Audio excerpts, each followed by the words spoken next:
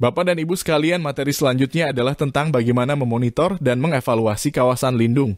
Yang dimaksud memonitor dan mengevaluasi di sini adalah supaya kita mengetahui keadaan dan kondisi kawasan lindung di areal kita dan selanjutnya dapat dilakukan tindak lanjut. Apa saja yang dimonitor dan dievaluasi dalam kawasan lindung? Ada dua aspek, yaitu aspek kawasan dan aspek lingkungan.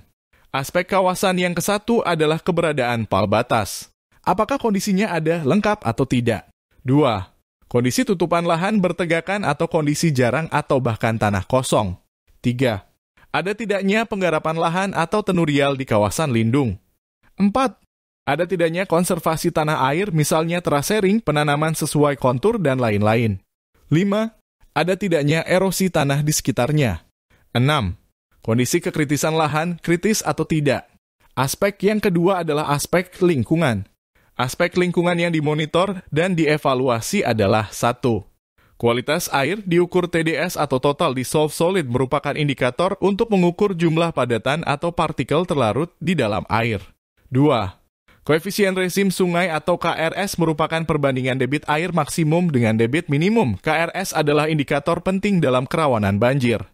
Kriterianya adalah KRS baik kurang dari 50 meter kubik per detik, KRS sedang antara 50 sampai dengan 120 meter kubik per detik, sedangkan KRS buruk lebih dari 120 meter kubik yang berisiko banjir.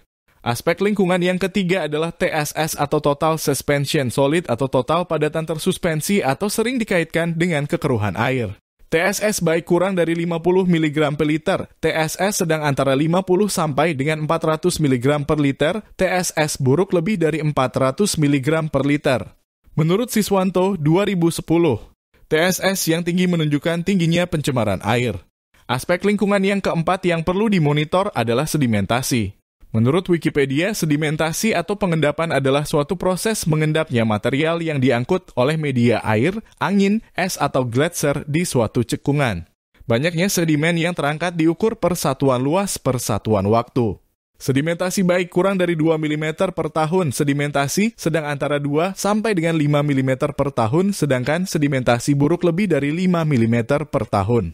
Demikian Bapak dan Ibu sekalian, kami sampaikan materi tentang monitoring dan evaluasi kawasan lindung. Semoga bermanfaat. Wabil taufiq wal hidayah. Wassalamualaikum warahmatullahi wabarakatuh.